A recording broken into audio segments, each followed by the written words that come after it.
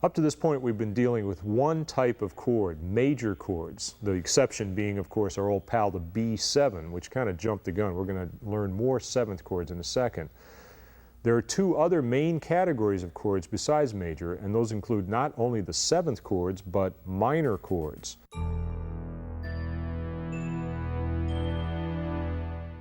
First of all, taking E major,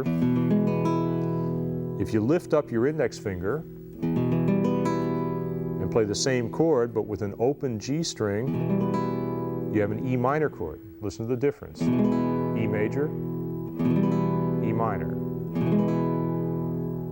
Now what you've done there is change the third note of the chord, that's the third note of the scale there, lower to half step. It's called a minor third, and hence the name minor chord. If you apply the same thing to the A chord, got your A chord, that's the third note right there, and play the note a half step below, the minor third, you've got A minor, major, minor. You can use the top string in either chord if you wish. Now the D chord, there's the third there, and lowered to a minor third. It requires you to refinger the chord.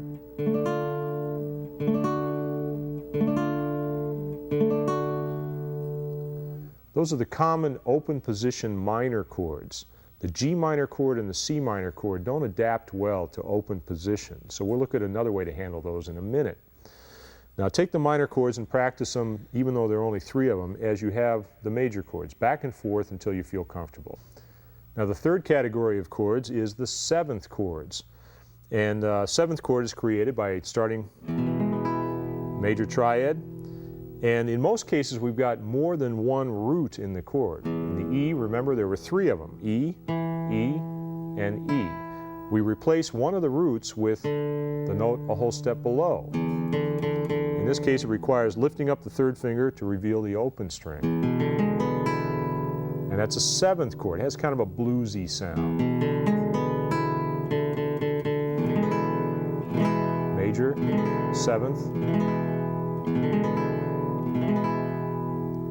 For the A chord, if you lift up your third finger, it reveals an A dominant seventh. This is dominant, by the way. That's the official name for that chord. A major, A dominant seventh, D major.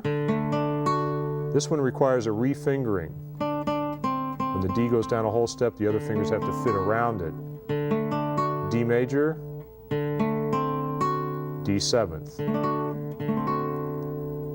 The G chord also requires a little refingering. G major, G7 again, G major, G7, and finally C. Now in C, instead of replacing the C, we simply add the note a whole step below, but due to the tuning of the guitar, it winds up on the third string. Third fret on the third string, played with the fourth finger. There's C7, and we already know B7.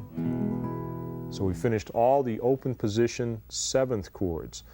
Now these are chords that you would find in bluesy kind of progressions or in progressions with major and minor as well. They can be mixed together.